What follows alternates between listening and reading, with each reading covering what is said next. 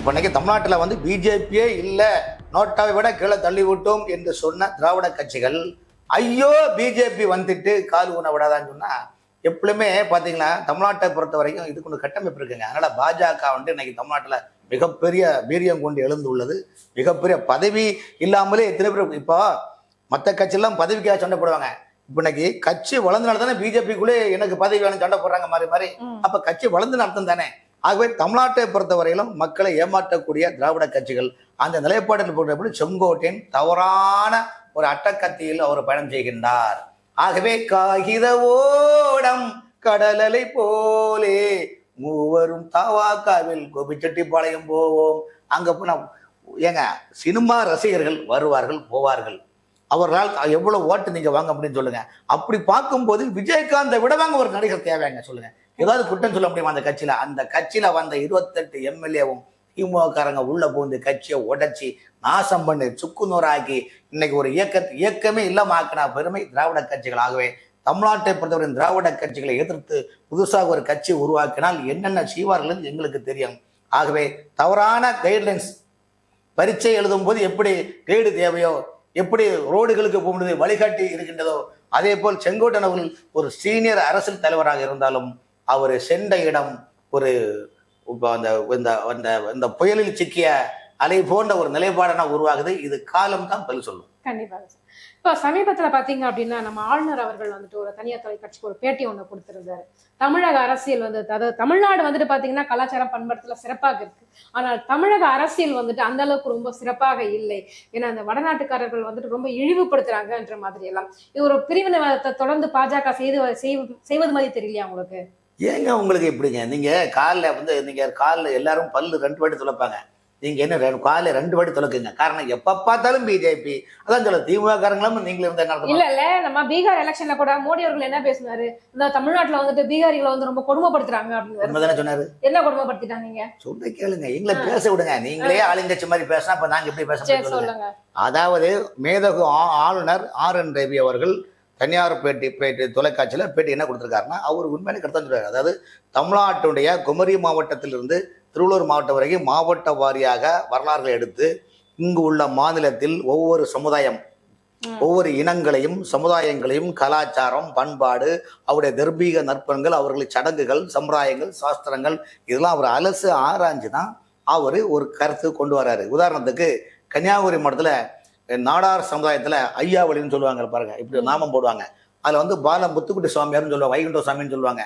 அந்த வைகுண்ட சுவாமியில் பார்த்தீங்கன்னா தென் மாவட்டத்தில் மிகப்பெரிய பொக்கிஷம். அதாவது அந்த காலத்தில் வந்து ஜாதி கொடுமைகளுக்கெல்லாம் அவர் வந்து போராட்டம் பண்ணி சாமானிய மக்களும் கோயிலுக்கு போகலான்ற நிலைப்பாடு கொண்டது ஐயா முத்துக்குட்டி சுவாமி வைகுண்ட சுவாமின்னு சொல்லுவாங்க. அந்த வைகுண்ட சுவாமியில் இதை வந்து நம்முடைய அந்த கோயிலில் பல முறை மேதகு ஆளுநர் போயிருக்காரு. அங்கே தலைப்பை இடுப்பில் டவுல் கட்டணும், தலையில் தலைப்பாக கட்டணும். அதுக்குன்னு கட்டணும். எப்படி சிங்கு இன மக்கள் எப்படி தலையில் அந்த வாழலாம் வச்சு அந்த மாதிரி போகணும். அது மாதிரி ஒவ்வொரு கோயிலுக்கும் ஒவ்வொரு ஆச்சாரங்கள் இருக்கின்றது. அந்த ஆச்சாரத்தை உட்படுத்தி எல்லாரும் பயணிக்கணும். இதெல்லாம் பார்த்தீங்கன்னா இந்தியாவிலேயே அதிகமான ஆச்சாரங்கள், பூஜை புனஸ்காரங்கள், சம்பிரதாயங்கள், சாஸ்திரங்கள், கோயில்கள், அதாவது ரிஷிகள், ஞானிகள், யோகிகள், தவசிகள் அதிகமாக தமிழ்நாட்டில் தான் இருந்திருக்காங்க. அப்போ இப்படிப்பட்ட இதை எப்படி இதை சிதைச்சி பண்ணது என்றால் திராவிட கட்சிகள் தான். இந்த சனாதன சிந்தனையை, இந்த சைவ சித்தாந்தத்தை, இந்த வைஷ்ணவ சித்தாந்தத்தை அளித்தோமையானால் இதை வைத்துதான் நம்ம குளிர்காய்ந்து சிறுபான்மை மக்களுடைய நிலைப்பாடை வைத்துக் கொண்டு ஜாதிரியாக பிரித்து கொண்டு இங்க திராவிடம் ஆட்சி செய்ய முடியும் என்ற நிலைப்பாடு உள்ளது.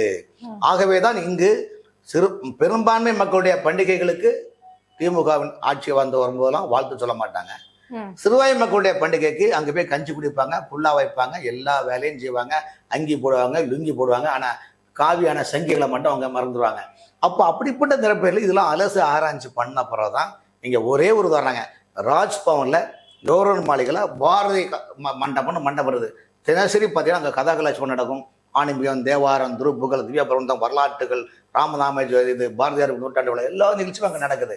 ஸோ ஒரு கலாச்சாரம், ஒரு வாழ்க்கை என்பது அது கிறிஸ்டின் சார்ந்தது தான், அது முஸ்லீம் அந்த எந்த மதம் ஒரு கலாச்சாரம் பண்பாடு. ஒவ்வொரு இனத்துக்கும் ஒரு பெருமை உண்டு. இப்போ உதாரணத்துக்கு சலவை தொழிலாளர் அப்படின்னு பாத்தீங்கன்னா தமிழகத்துக்குமே ஒரு கலாச்சாரம் ஒரு பண்பாடு எல்லாமே இருக்குது அப்படின்னும் போது நீங்க இங்க இருக்கிற தொடர்ந்து வந்து ஒரு ஆளுநர் வந்து எதிர்கட்சி தலைவர் மாதிரி செயல்பட்டு 24 மணி நேரமும் நீங்க பேச விடாம தமிழக நீங்க பேச கூட்டு கொண்டு வச்சுட்டு பேச விடாம நீங்க ஓவர்லுக் பண்ணி நீங்களே கண்டதை காட்சி கொண்டதை குலம் பண்ண என்ன அர்த்தம் ஆகும்?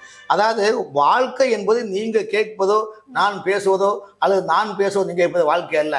இதை கடந்து மனித ரீதியான மனிதனைய பண்படுகிறது. வாழ்க்கையில் ஒரு ஒரு ஒரு ஒரு அம்மா அப்பா இருக்கிறாங்க, அவங்களுக்கு குழந்தை பிறகுது, ட்ரீட்மெண்ட் ஹெல்த்தை பார்க்குறோம், பள்ளிக்கூடத்தை சாக்குறோம், அவங்கள படிக்க வைக்கிறோம், வேலையை உருவாக்குறோம், அவங்களுக்கு திருமணம் பண்ணுறோம். இந்த மாதிரி தான் ஒரு கலாச்சாரம் பண்பாடு எல்லாமே நிறைந்த தமிழ்நாட்டில் இன்னைக்கு ஒரு குடும்பம் வாழ்வதற்கான கட்டமைப்பு உருவாக்கி கொண்டு இன்னைக்கு தமிழ்நாட்டில் ஒரு சர்வே எடுத்து பாருங்க, எங்கே பார்த்தாலும் கொலை, கொள்ளை, வழிப்பறி, கலாச்சாரம், கற்பழிப்பு, சமூக நலத்துக்கு எதிரான அத்தனை கேடுகளையும் விளைவிக்கக்கூடிய இதில் இங்கே எங்கே பாதுகாப்பு இருக்குது?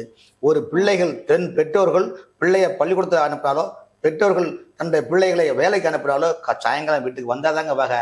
இல்லாட்டா சார்களும் தம்பிகளும் அண்ணன்களும் சார்களும் அவர்களும் இவர்களும் வந்து நிர்வாகத்தான் மக்களுடைய வாழ்க்கையை சிதைத்து கொண்டிருக்கிறால் இப்படி மக்கள் வாழ முடியும்னு சொல்லுங்க. அதனால தான் கவர்னர் அதை சொல்றாரு, நீங்க ஆட்சி நடத்துங்க, நீங்க உங்களை வரையும் பார்க்காதீங்க, ஒரு மக்களை வாழ வைக்கணும். இப்போ ஒரு சின்ன உதாரணம், இலங்கையில 4 நாளா மழை பெஞ்சிட்டு இருக்குது. பல மாகாணங்களில் நிலச்சரிவுல 52 பேர் இறந்திருக்காங்க. பல மாவட்டங்களில் வெள்ளம் வீட்டுக்குள்ளே இடுப்போல வெள்ளம் இருக்குது. அந்த மக்களுடைய வாழ்க்கை என்ன ஆகும்னு சொல்லுங்க. இந்திய அரசாங்கம் உலகத்தில் எந்த அரசாங்கமும் இலங்கை மக்களுக்கு கைகோர்க்கவில்லை.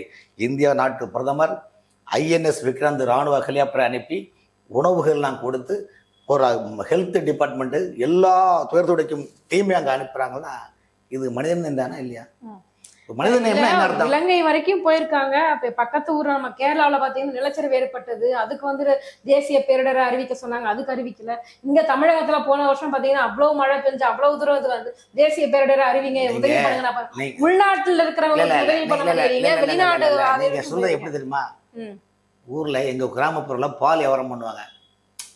பசு எரும மாடு ஆடு இந்த மாதிரி ஆடு பசு பால் வியாபாரம் பண்ணுவாங்க. அப்போ பாலை கறந்து நீங்கள் அது பாத்திரத்தில் வச்சு கூட்டுறவு ஸ்டேஷனில் பால் கொடுப்பீங்க. பால் கொடுக்கும்போது அவன் என்ன பண்ணுவான், பால் வாங்குறான் அந்த வியாபாரி ஒரு டிகிரியை போடுவான். அந்த டிகிரியை போடுவான் பாலுக்குள்ளே. அந்த டிகிரியை போடும்போது அவன் ஆடி நிற்கும். ஆடி இருக்குன்னா அந்த பாலில் தண்ணி எவ்வளோ % கலந்துருக்குது, கொழுப்பு சத்து எவ்வளோ இருக்குது, இதை வச்சா ரேட் உங்களுக்கு கொடுப்பான். புரியுதா? நீங்கள் வந்து எப்படின்னா நீங்கள் எப்படின்னா அந்த தண்ணி கலக்கிறீங்களா அல்லது ஒரிஜினல் பாலான்னு கேட்குற மாதிரி இருக்குது. அப்போ என்ன அர்த்தம்? அப்போ நாங்கள் டிகிரி போட்டு தான் பார்க்க முடியும். ஆகவே தமிழ்நாடு அரசை பொறுத்த வரைக்கும், இந்த ஆட்சியை பொறுத்த வரைக்கும் முழுக்க சொல்லுக்கும் செயலுக்கும் ஆக்டிவும் சம்பந்தம் கிடையாது. ஆகவே தான் ஆளுநர் சொல்கிறாரு, இந்த மாநிலத்தில் கலாச்சாரம் சேர்ந்து விட்டது. எவ்வளோ அருமையான மாநிலம். அவர் சொல்கிறது உண்மை தானே. இப்போ பள்ளிக்கூடத்தில் அறம் செய்ய விரும்பு, ஆறுவது சினம், சித்தாந்தங்களை வலியுறுத்தி கொடுங்க. இன்னைக்கு நாடு தமிழ்நாட்டில் கொலை, கொள்ளை, வழிப்பறி, மக்கள் ஃபுல்லா பாதி இளைஞர்களும் போதையிலேயே உருண்டு பிறண்டு ஒயின் ஷாப்பில் மதுபானத்தை குடித்து ரோட்டில் பார்த்தீங்கன்னா சாயங்காலம் பார்த்தீங்கன்னா ரோட்டில் நடக்க முடியுதாங்க. பாதி மாணவர்களும் திண்டகோலம், கிடந்த கோலம், சைனகோலம், அமிர்தகோலம் என்ற நிலைப்பாடு இருக்கின்ற காரணம் ஆட்சியில் இருக்கிறவங்க. எப்படி ஒரு பெற்றோர்கள் தன் பிள்ளைகளை நன்றாக வளர்த்து ஆளாக்க வேண்டுமோ அதே போல் ஒரு ஆட்சியாளர் மக்களை நல்வழிப்படுத்தி செல்ல வேண்டும், கலாச்சாரம் இருக்க வேண்டும், பண்பாடு இருக்க வேண்டும். இப்போ பூட்டான் என்ற நாடு இருக்குது. அந்த பூட்டான் என்ற நாட்டில் என்ன சொல்றாங்கன்னா வந்து அந்த நாட்டுல கலாச்சாரத்தை மெயினா பண்றாங்க. அதே மாதிரி தீபத்து நீங்க எவ்வளவு பெரிய நாடுகள்லாம் பாத்தீங்கன்னா புரியல, தமிழ்நாட்டினோட கலாச்சாரம் அப்படியே சீரழிஞ்சு போயிடுச்சா? தமிழ்நாடு இல்லாம போயிடுச்சு. உண்மைதாங்க. தமிழ்நாட்டின் கலாச்சாரத்தை அழித்து போதைப் பொருளை ஊக்கப்படுத்தி அதன் மூலம் பணம் சம்பாதிக்கக்கூடிய புதிய செப்படி வித்தைகளை இந்த அரசு செயல்படுகின்றது. ஆகவே தான் ஆளுநர் சொல்லுகின்றார். ஆளுநர் வந்து நீங்க சாதாரண ஆளு நினைக்காதீங்க, ஆளுநர் மிகப்பெரிய ஆன்மீக சித்தாந்தவாதி, மேதகு RN ரவி ஆளுநரும் ஒரு சித்தராக இருக்கின்றார். 63 நாயன்மார்கள் எப்படி நீங்கள் செல்லுகின்றதோ அதே போல் தமிழகத்தில் 21ஆம் நூற்றாண்டில் வந்த ஆளுநர்களை இந்தியாவிலே மேதகு RN ரவி அவர்கள் ஒரு சித்தராக வருகின்றார். ஆகவே சித்தருடைய பார்வையில் எல்லாமே தெரியும். ஆகவே ஞானிகளும் யோகிகளும் சன்னியாசிகளும் சாதுக்களையும் நீங்கள் சாதாரண நினைக்கிறார்கள். அவர்கள் அதிகமான சாஸ்திரங்களையும் சம்பிரதாயங்களையும் பிடித்தால் சொன்னது நடக்குதுதான் சொல்லுவார்கள். அந்த அடிப்படையில் பார்த்தால் தமிழ்நாட்டுடைய கலாச்சாரம் பண்பாடு இந்த ஆட்சியாளர் சீரழிந்து விட்டது. மக்களுடைய வாழ்க்கை தரம் மாறிவிட்டது. எல்லாத்துக்கும் ஒட்டுமொத்த காரணம் திராவிட கழகம் ஆட்சிதான் என்பதை ஆளுநர் மறைமுகமாக சொல்லுகின்றார். இது என்ன தவறு உள்ளது சொல்லுங்க, இதுல என்ன தவறு இருக்கிறது? அப்ப ஏன் உங்களுக்கு நீங்க ஒரு பிள்ளை உங்க வீட்டுல ஒரு பிள்ளை சண்டை போடுது, டேய் அதுல போகாதன்னு சொல்றீங்க, ஏன் சொல்றீங்க? அவன் தேவையில்லாம போனா நமக்கு தான் அவனுக்கு தான் பிரச்சனை நம்ம யோசிக்கிறாம இல்லையா? ஒரு வாகனத்தை ஓட்டுறோம், அதுல லட்சுமண் ரேகா கோடு இருக்குது, டிராபிக் இருக்குது, கோடு போட்டு போடுறாங்க, அதெல்லாம் பார்த்துன்னா வண்டி ஓட்டுறீங்க. ஆகவே ஒரு வாகனத்தை ஓட்டக்கூடிய நமக்கே 1000 ப்ரொசீஜரை பார்க்கக்கூடிய நாம், ஒரு மாநிலத்தை ஆளக்கூடிய முதலமைச்சர் இந்த மாநில மக்கள் எப்படி கலாச்சாரத்தை வாழ வேண்டும் என்று பார்க்க வேண்டுமா வேண்டாமா? உங்களுக்கு தேவை இருந்தால் ஜாதி பேரை தூக்குன்னு சொல்றீங்க, தெருக்களுக்கு பேரை வேண்டாம்னு சொல்றீங்க. உங்களுக்கு ஓட்டு வேணும்னா அந்த உடனே போய் ஜாதிக்கு அந்த மேம்பாலத்துக்கு ஜாதி பேரை வைக்கிறீங்க. அந்த ஜாதியில் உள்ள சமுதாய தலைவருக்கு, அந்த தாயில் உள்ள தலைவர்களுக்கு நீங்க போய் சிலை திறக்கிறீங்க. ஆகவே இந்த ஆட்சியை பொறுத்தவரையும் நீங்கள் பொல்லாத ஆட்சிக்கு, இந்த ஆட்சிக்கு மக்கள் முடிவு கட்டுவார்கள். இது ஒரு பொல்லாத ஆட்சி. ஆக அந்த பொல்லாத ஆட்சியை தான், ஆட்சியோட அலங்கோலத்தை இப்படித்தான் மேதகு ஆளுநர் தன் மனக்குமரை வெளிப்படுத்துள்ளார் என்று என்னுடைய பதிவு. கண்டிப்பா எங்க கேள்விகளுக்கு ரொம்ப சிறப்பான பதில் சொன்னீங்க சார். ரொம்ப நன்றி. வணக்கம்.